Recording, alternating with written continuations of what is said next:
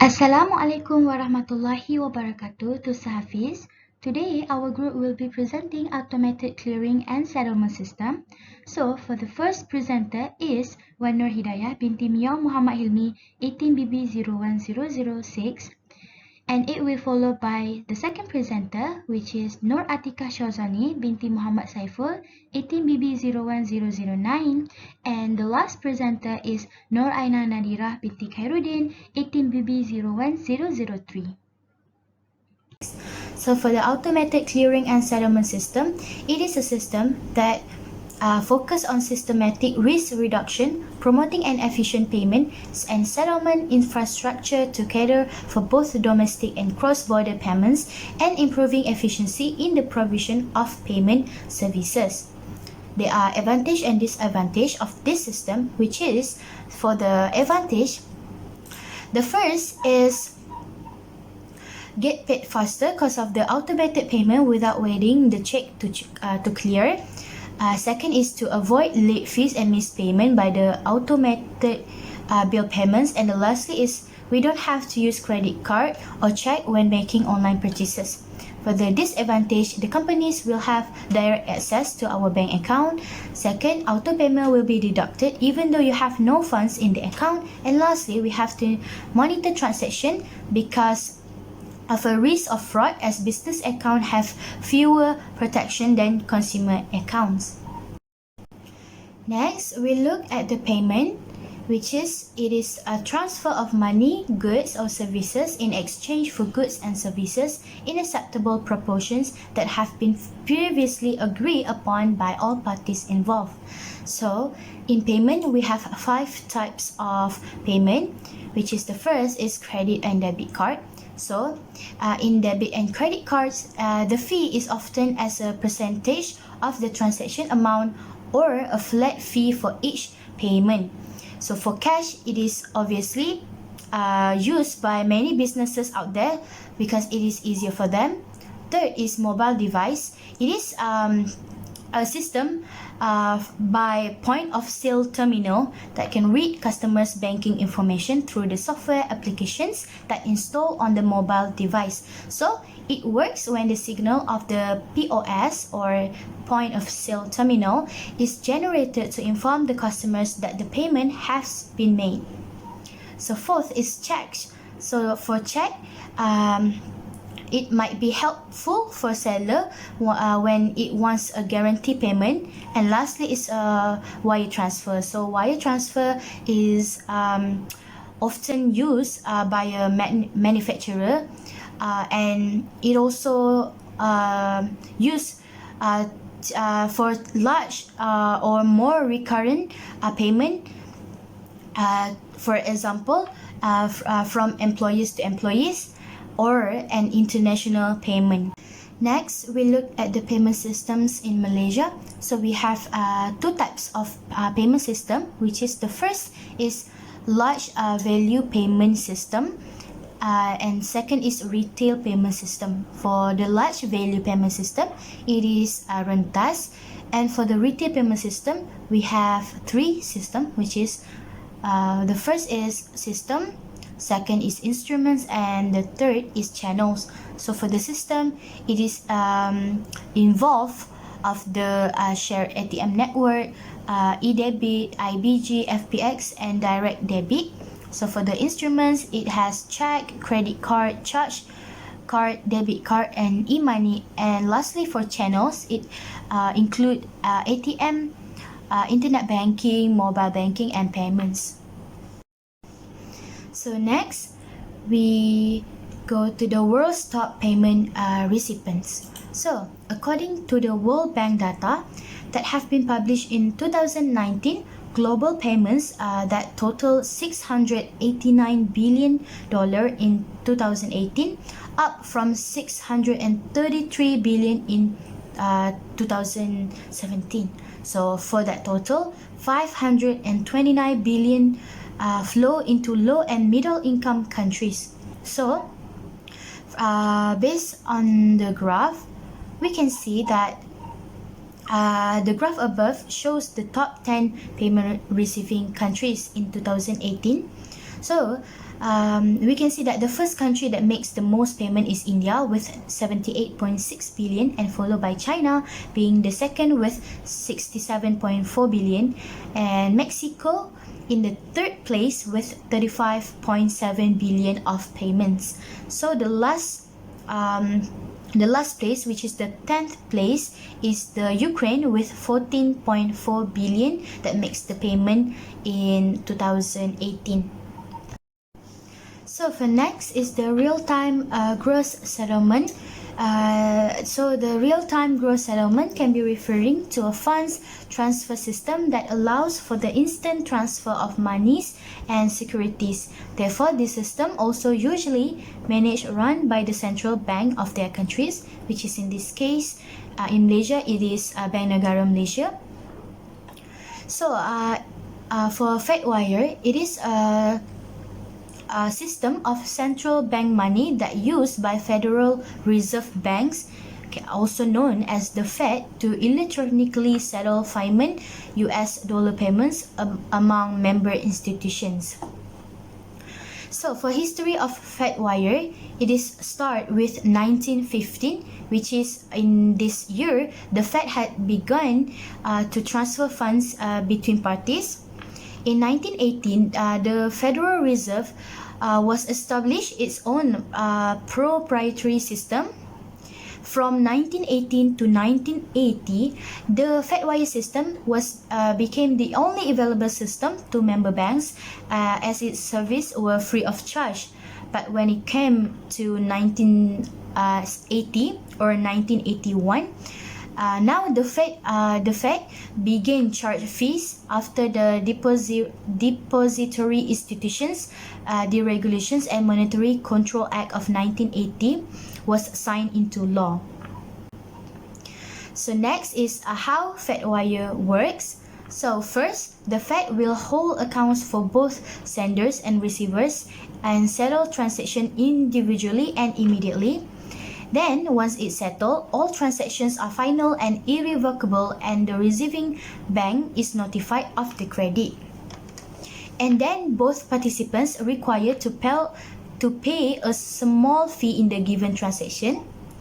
And then the participating institutions also can initiate fund transfer online or on the phone. And lastly, now they can send money from their accounts for themselves or on behalf of their clients to settle commercial payments or positions with other institutions as well.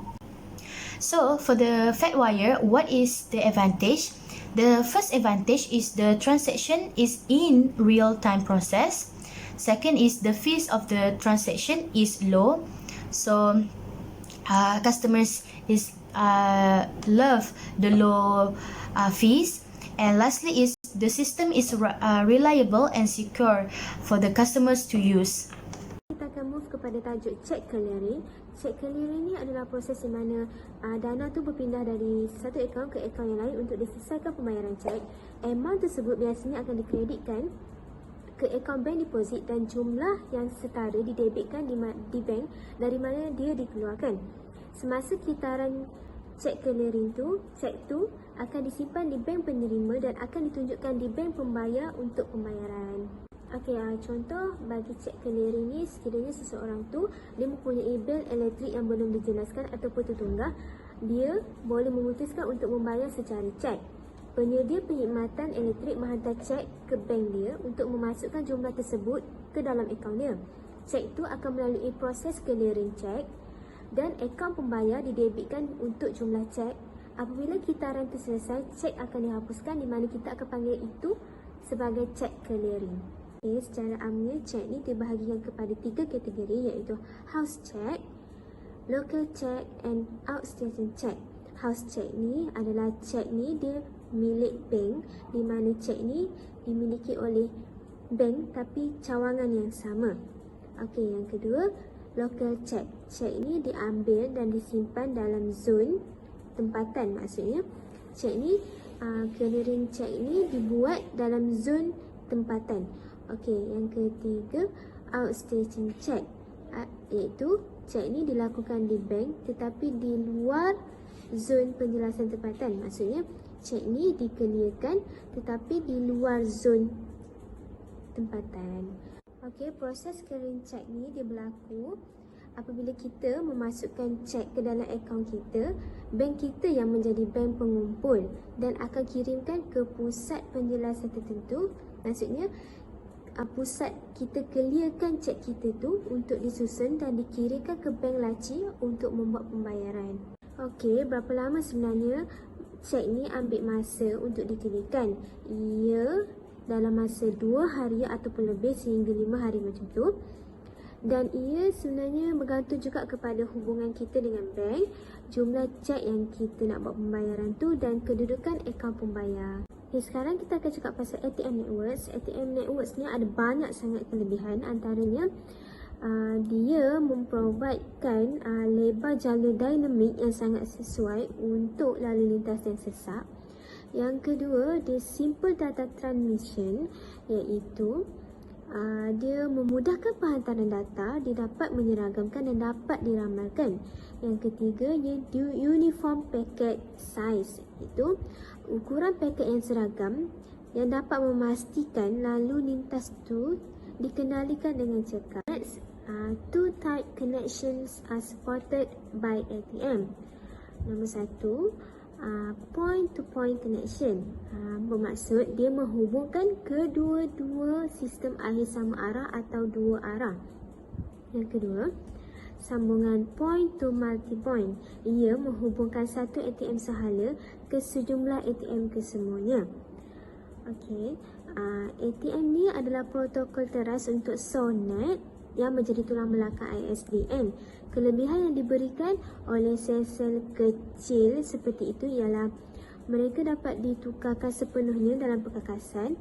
Dia menggunakan chip yang sesuai dan semua itu akan menjadikan pertukaran ATM menjadi sangat cepat dan berpotensi sangat murah. Okey, yang last sekali kita akan masuk kepada ATM features, iaitu Connection Oriented Protocol. Ia bermaksud bahawa sambungan mesti dibuat antara komputer pemancar dan penerima sebelum pemindahan data. Yang kedua ialah Full Duplex. Full Duplex ni dia membolehkan penghantaran melalui satu pasang utas dan penerimaan melalui sepasang utas yang lain secara serentak, yang dapat memberikan penggunaan hampir lengkap bagi kedua-dua pasangan dengan kadar data tetap tinggi. Okey, untuk menyokong mood operation full duplex ni, ATM menggandakan lagi jalur lebar supaya lebih efektif. So now, let's talk about CHIPS. So what is CHIPS? CHIPS is Clearinghouse Interbank Payment System. CHIPS is a private sector of transfer system based on the largest dollar in United States. This electronic payment system is privately operated and owned by banks transferred and settled in US dollar.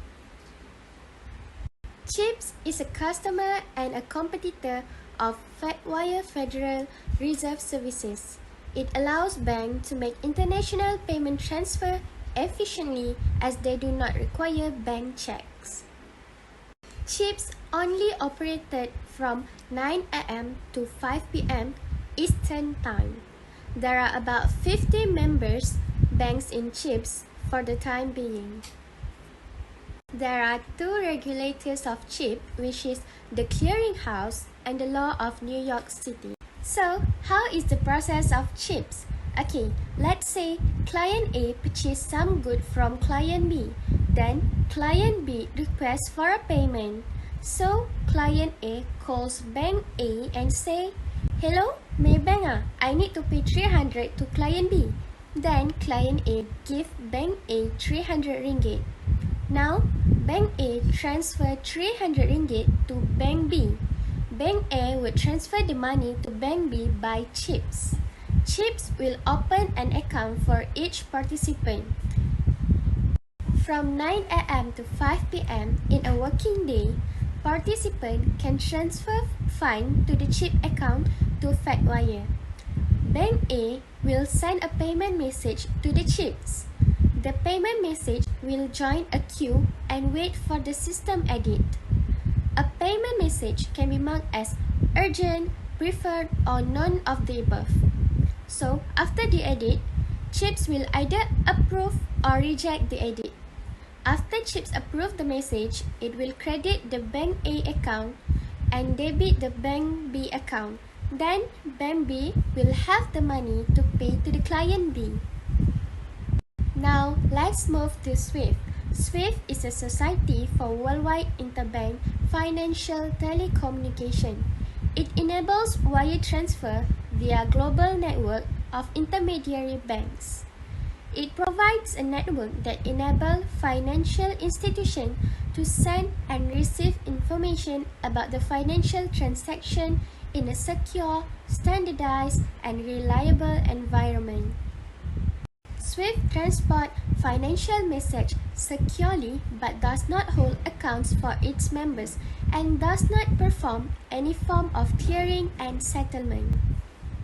There are few types of services in SWIFT. The first one is connectivity. SWIFT provides access to a trusted network of users worldwide. The second one is messaging. SWIFT provides a variety of different transaction messaging services. The third one is applications. SWIFT offers additional applications and services.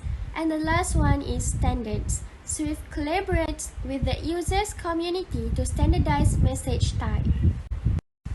Next, we go to the strength of SWIFT. The first one is low latency. It connects all participants, which is specifically designed to handle high volumes on a 24/7 with no downtime. The second one is efficient addressing. A short name, email address, or mobile phone number is linked to a customer's bank account number. The third one is payment gateway. It supports exchange of pre-clearing and pre-settlement message. It also supports APIs that enable value-added services such as fraud detection and merchant platform.